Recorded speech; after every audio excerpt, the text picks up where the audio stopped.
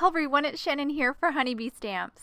In today's video, we are going to create this sweet fall card using some new products from Honeybee's Autumn Afternoon release. I'm going to start with the new Apple Barrel Honey Cuts die.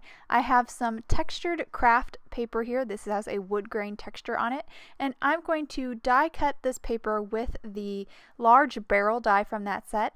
I also have some dark gray cardstock, and I'm going to use that to die cut the hoops for the barrel. And next I have some white cardstock, and I'm going to die cut my apples and it looks like a flower, but it's actually the leaves out of that. So here's everything all die cut.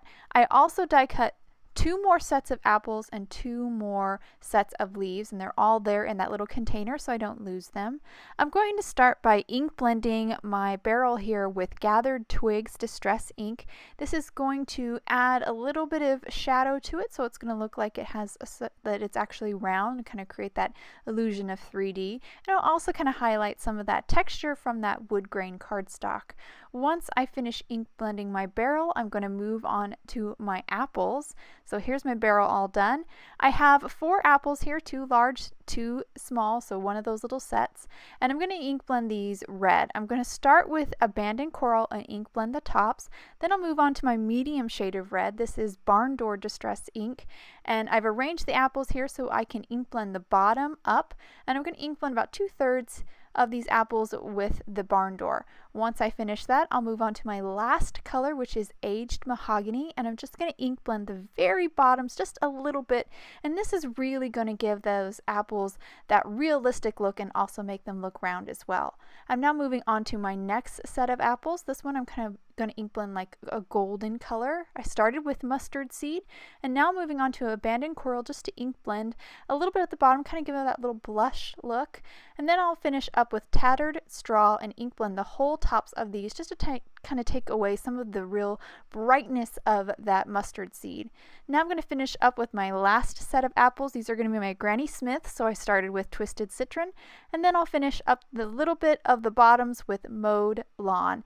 Now that I've finished all my apples, I'm going to move on to my leaves. I have all my leaves arranged here in a big tall column. I'm going to start by ink blending half the leaves with Mowed Lawn, and then I'll finish up the other half with Lucky Clover just to kind of create a little gradation.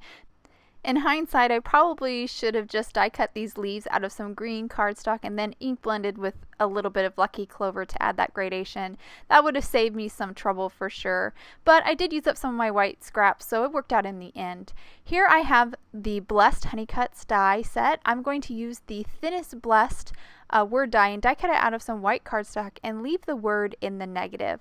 Then I'm going to ink blend over the word die cut with my 3 red inks. So Abandoned Coral first, then Barn Door, and then I will finish up with Aged Mahogany. I leave the word in the negative because it kind of keeps the word kind of in place, and I don't have to worry about kind of catching the little delicate edges with my ink blending tool, so it was really helpful. So now I'm going to move on to adhering the leaves to the apples. I have my glue here, just added a little dot of glue at the top of each of the apples, and now I'm going to use some tweezers to pick up these leaves and put them on top of that glue. I am going to kind of vary the angle of the leaf. I'm going to have some of the leaves angled towards the right and some angled to the left just to add a little bit more interest. And I'm just going to repeat this process for all my apples till all of them have a little leaf on top. I'm now going to move on to my barrel. Just going to grab my gray hoop here, add a little bit of glue to the back side of it, and then adhere it down to my barrel. And I'll just repeat that for both of my hoops. So here's the second one, and I'm just going to stick that down. Now that I finished my barrel, I'm going to finish my word die here. So I have my ink blended Blessed. I'm going to adhere it onto this white Blessed that I die cut with the second largest die from the Blessed Honey Cuts die set, and that'll add a little white border around that ink blended Blessed, and I think that just has a really pretty look.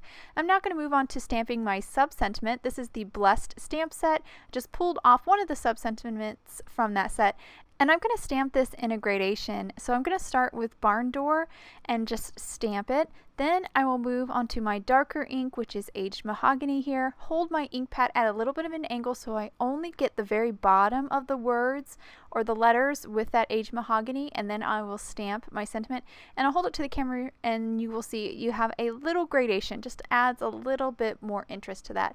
So I went ahead and trimmed my sentiment down to a strip, and now I'm going to move on to kind of arranging all my apples. So I'm going to kind of arrange them just so they're evenly mixed, so the reds are kind of spread around, the big apples are kind of spread around, just to kind of make a pleasing mound of apples. Once I have that mound arranged, I then will grab a piece of micropore tape and place it on top to hold all those apples in place. And you could definitely use a piece of press and seal if you prefer.